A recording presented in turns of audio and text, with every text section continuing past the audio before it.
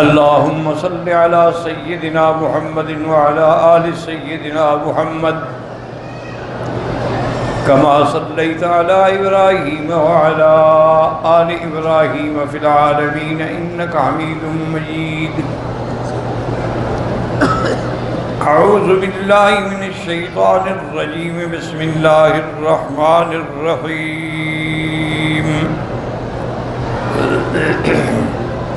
ذلك عيسى ابن مريم قول الحق الذي فيه يمترون.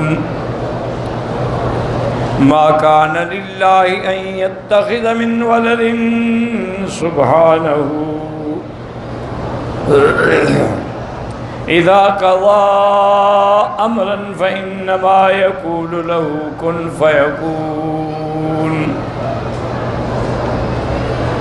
إن الله ربي وربكم فاعبدوه هذا صراط مستقيم.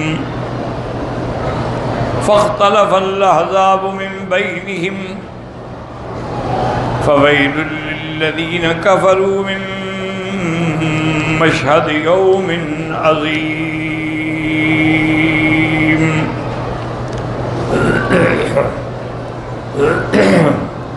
ان آیات مبارکہ میں اللہ نے اشارہ فرمایا ہے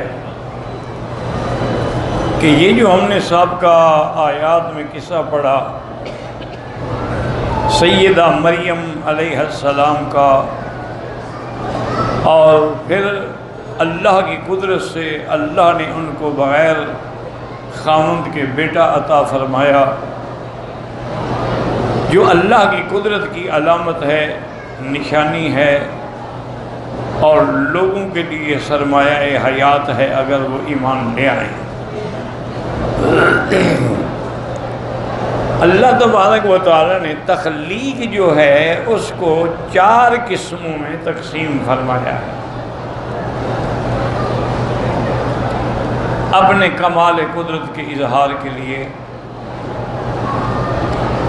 ایک قسم تو یہ ہے کہ بغیر ماں اور باپ کے کسی کو پیدا کیا جائے، جیسے کہ اللہ نے حضرت آدم علیہ السلام کو بغیر ماں اور بغیر باپ کے پیدا فرمایا، خلقہ من تراب۔ ایک قسم یہ ہو گئی۔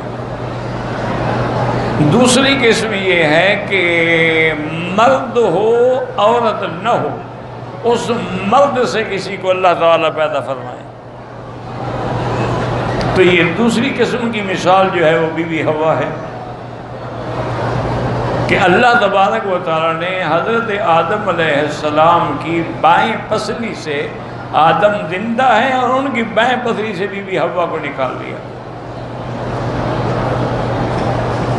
اسی لیے ایک صحیح حدیث مبارک میں آتا ہے، میرے آقا نے سرکار دو عالم صلی اللہ علیہ وسلم نے فرمایا کہ عورتیں جو ہیں نا خلقت من ضلع اعوج، یہ ایک ٹیڑھی پسلی سے پیدا ہوئی ہے، ان میں ٹیڑھا پن ضرور رہتا ہے،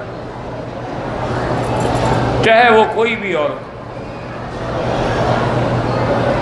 کسی میں زیادہ کسی میں کم، لیکن رہے گا ضرور۔ اور آگے میرے آقا نے تعلیم بھی دی کہ اگر اس کو پورا سیدھا کرنے کی کوشش کرو گے تو یہ ٹوٹ جائے گا، اور اگر اس کو بالکل چھوڑ دو گے تو یہ اور ٹیڑھی ہو جائے گی۔ تو اس لیے اعتدال سے اس پہ قابو پانا چاہیے۔ یہ دنیا کی یعنی عورتوں کی بات ہے، جنت کی حور عین کی تو کوئی مثال ہی نہیں۔ وہ تو اللہ تبارک و تعالیٰ نے ایک نرالی مخلوق پیدا فرمائی ہے، انا انشأناہن انشاء فجعلناہن ابکارا۔ اس کو حور عین کیوں کہا جاتا ہے؟ حور کہتے ہیں کہ آنکھوں کی سفیدی بالکل سفید ہو اور سیاہی بالکل سیاہ ہو، تو یہ کمال حسن ہے، اس لیے اس کو حور کہتے ہیں۔ عین عینا سے یعنی بڑی آنکھوں والی۔ اور بعض علماء نے ایک اور قول بھی نقل فرمایا کہ حور جو ہے حیرت سے ہے کہ ان کو دیکھ کے انسان دنگ رہ جائے گا، ان کے حسن کو اور جمال کو دیکھ۔ اور ان میں اللہ نے ایک اور بھی صفت رکھی ہوگی کہ جب بھی اس کا خامن جس کے حصے میں اللہ اس کو دیں گے، اذا جامعوہن عدن ابکارن، وہ جب جمع کریں گے پھر وہ باکرہ بن جائیں گے، فارغ ہوں گے تو وہ دوبارہ کنواری ہو جائے گی۔ یہ بھی اس کی ایک صفت ہو۔ لیکن دنیا کی عورت جو ہے لا شک کا فی ذالک کہ کتنا بڑا مقام کیوں نہ ہو اس میں، لا شک کیوں ناقصات العقل و ناقصات الدین، حضرت نے فرمایا عورت عقل کے اعتبار سے بھی ناقص ہے اور دین کے اعتبار سے بھی۔ اب 8 دن حیض ہے تو 8 دن نمازیں تو نہیں پڑھے گی، 8 دن حیض ہے تو 8 دن روزے تو نہیں رکھے گی، 8 دن حیض ہے تو طواف تو نہیں کرے گی، تو نقص دین میں آ گیا۔ اور عقل کا نقصان کیا ہے کہ انہن یکفرن العشیرہ، وہ اپنے خامند کی ہمیشہ نہ شکری کرتی ہے۔ خامند چاہے جتنی اپنی جان لڑا دے کہ میرے لیے تم نے کیا کیا ہے، تمہارے لیے گھر بنایا، یہ تو تم نے لوگوں کے دکھانے کے لیے بنایا یا اپنی اولاد کے لیے بنایا، میرے لیے تو نہیں بنایا ہے۔ تو ان میں ایک فطرت ہوتی ہے کہ وہ اپنے شوہر کے شکر گزار ہونے کے بجائے ناشکری زیادہ کرتے ہیں۔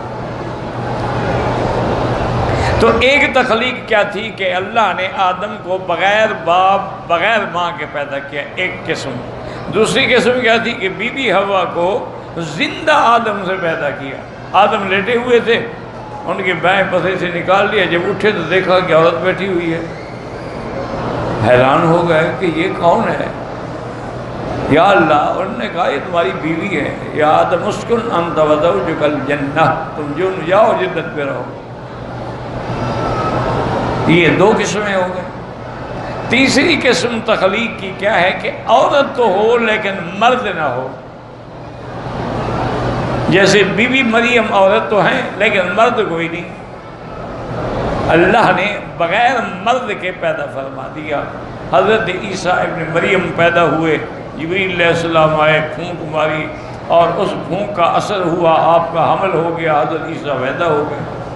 تو یہ تخلیق کی تیسری قسم۔ اور چوتھی قسم جو ہے وہ یہ ہے کہ جوڑے سے من کل شیء خلقنا زوجین، کہ مرد اور عورت دونوں کے ملاپ سے بچہ پیدا ہو۔ جیسے فرمایا یہب لمن یشاء اناثا ویہب لمن یشاء الذکور، جس کو ہم چاہتے ہیں لڑکیاں دیتے ہیں، جس کو چاہتے ہیں لڑکا دیتے ہیں۔ او یزوجہم ذکرانا واناثا، اور چاہتے ہیں جوڑے جوڑے بھی دے دیتے ہیں، اور اگر ہم چاہتے ہیں تو اس کو عقیم کر دیتے ہیں، نہ لڑکا نہ لڑکی۔ تو یہ 4 قسمیں، یہ 4 قسمیں یاد رکھو تخلیق انسان سے تعلق رکھتی ہیں، بات کو سمجھنا۔ ورنہ تو اللہ نے ملائکہ کو نور سے پیدا فرمایا، وہ بھی تو ایک قسم ہے۔ اللہ نے شیاطین الجن والانس کو آگ سے پیدا کیا ہے، خلق الانسان من صلصال کالفخار وخلق الجان من مارج من نار، تو وہ بھی تو ایک قسم ہے۔ اور باقی جتنی حشرات الارض ہیں، کیڑے مکوڑے ہیں، ان سب کو اللہ نے پانی سے پیدا کیا۔ واللہ خلق کل دابۃ من ماء، اللہ نے ہر جاندار چیز کو پانی سے پیدا کیا ہے۔ ومنہم من یمشی علی بطنہ ومنہم من یمشی علی رجلین ومنہم من یمشی علی 4، بعض چیزیں ایسی ہیں جو پیٹ کے بل چلتی ہیں، بعض 2 ٹانگوں پہ چلتی ہیں، بعض 4 پہ چلنے والے کیڑے مکوڑے ہوتے ہیں۔ تو یہ سب جو ہیں ان سب کو اللہ نے پانی سے پیدا فرمایا، تو وہ بھی ایک قسم ہے۔ یہ 4 قسمیں جو ہیں یہ تخلیق انسان سے تعلق رکھتی ہیں۔ واللہ اعلم۔